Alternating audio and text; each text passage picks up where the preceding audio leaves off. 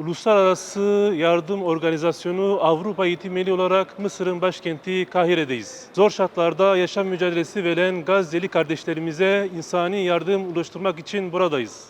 Bu kapsamda gıda paketi, hijyen paketi ve soğuk günler için battaniye yüklü tırlarımızı Gazze'ye doğru yola çıkarıyoruz. Gazze'li kardeşlerimizin yaraları sarılana kadar aralıksız insani yardım çalışmalarımız devam edecektir.